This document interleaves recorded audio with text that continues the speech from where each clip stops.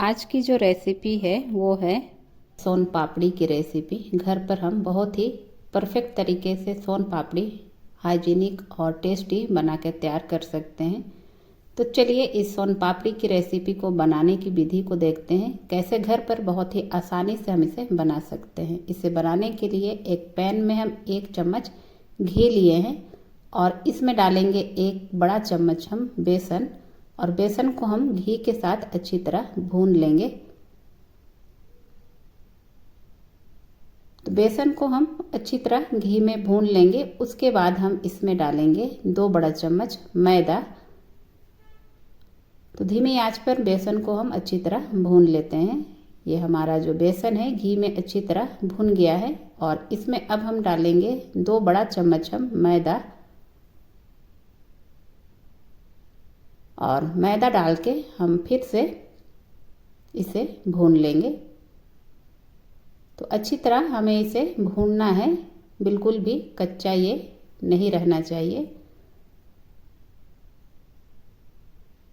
तो अच्छी तरह से हम इसे भून लेंगे। तो धीमी आंच पर हम इसे लगातार चलाते हुए इसे भून लेंगे। 5 से 7 मिनट हमें इसे भूनने में लगेगा। तो ये जो बेसन और मैदा है अच्छी तरह भुन गया है और अब हम चूल्हे को ऑफ कर लेते हैं और इसे हम ठंडा कर लेंगे।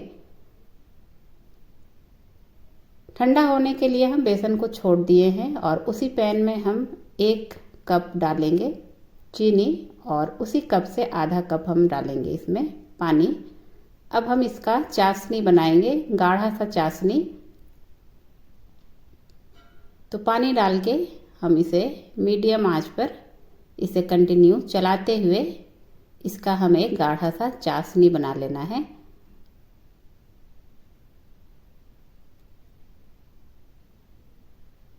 तो मीडियम आंच पर हम इसे कंटिन्यू चलाते हुए इसे पकाएंगे जब तक कि ये चीनी मेल्ट ना हो जाए और फिर उसके बाद इसमें उबाल ना आने लगे।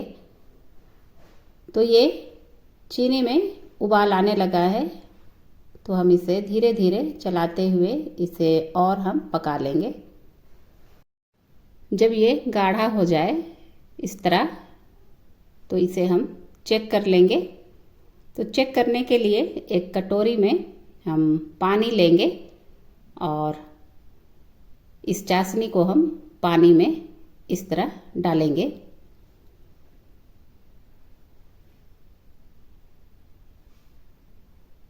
जब चाशनी एक जगह इकट्ठा हो जाए इस तरह,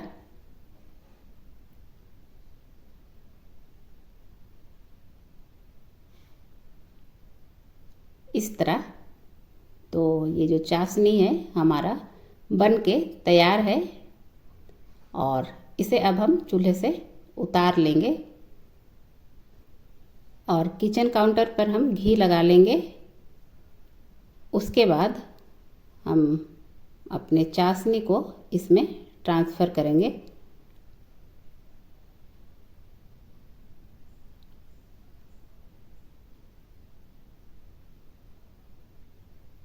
उसके बाद हम इसे एक जगह इकट्ठा करेंगे।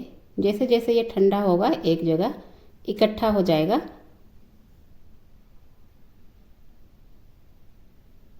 जब ये एक जगह इकट्ठा हो जाएगा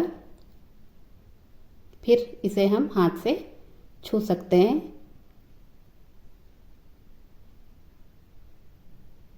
काउंटर पर फिर से हम घी लगा लिए हैं और उसके ऊपर हमारा भुना हुआ मैदा और बेसन को हम छान के इसके ऊपर रख लेंगे और फिर हमारा ये जो चाशनी है अच्छी तरह ठंडा हो गया है, तो इस तरह हम इसे रोल कर लेंगे और फिर हम इसे बेसन के ऊपर रख के इसे हम फोल्ड करते जाएंगे।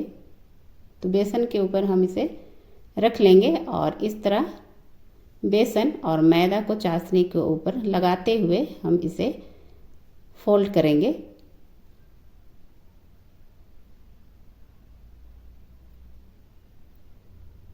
तो इस तरह हम इसे फोल्ड करते हुए इसे हम इस तरह खींचते जाएंगे। ध्यान रहे ये टूटे नहीं।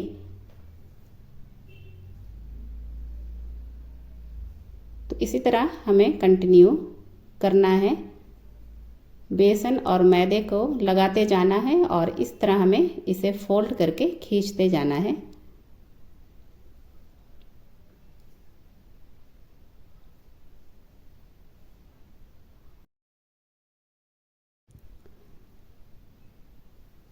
तो बस इसी तरह हमें फोल्ड करते जाना है और इसे इस तरह धीरे धीरे खींचते जाना है। धीरे धीरे इसमें जैसे जैसे आप इसे खींचते जाएंगे लेयर बनते जाएगा और हमारा परफेक्ट सोन पापड़ी बनके घर पर तैयार हो जाएगा।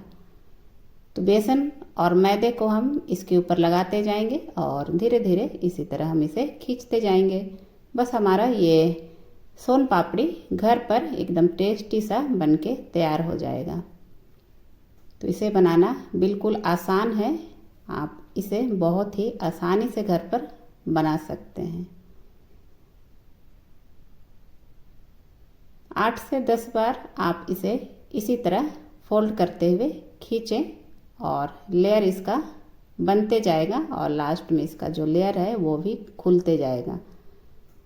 शुरू में ध्यान रहे ये टूटे नहीं। बाद में जैसे जैसे ये बन के तैयार होगा ये टूटने लगेगा इस तरह। तो ये हमारा घर पर सोन पापड़ी बन के तैयार है और साथ में हाइजीनिक है और एकदम टेस्टी है।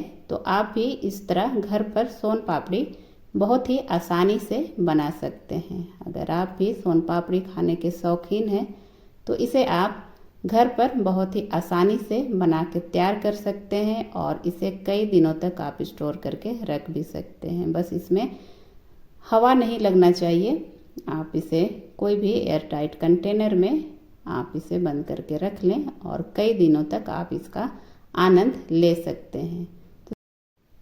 तो सोन पापड़ी को थोड़ा हम सजा लेते हैं। तो इसके लिए हम छोटा ये कटोरी लिए हैं और इसमें डालेंगे हम कुछ कटे हुए आलमंड्स। साथ में आप इसमें पिस्ता भी डाल सकते हैं।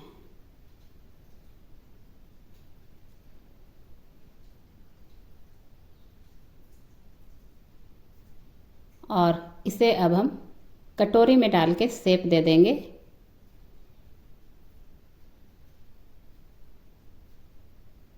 तो घर पर सोन पापड़ी बनाना हुआ एकदम आसान और टेस्टी, जो एकदम हाइजीनिक तरीके से हम इसे घर पर बना सकते हैं। तो थोड़ा बच गया है, उसे भी हम इसमें डाल के फिल कर लेते हैं।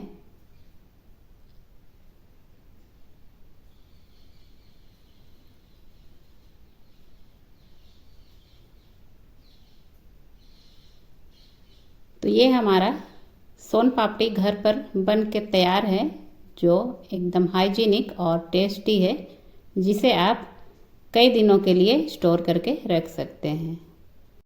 तो हम भी अब घर पर एकदम हाइजीनिक तरीके से हलवाई जैसी सोन पापड़ी बना के तैयार कर सकते हैं। अगर आप लोगों को मेरी यह रेसिपी पसंद आए तो मेरे चैनल को ज़रूर सब्सक्राइब करें। Thank you.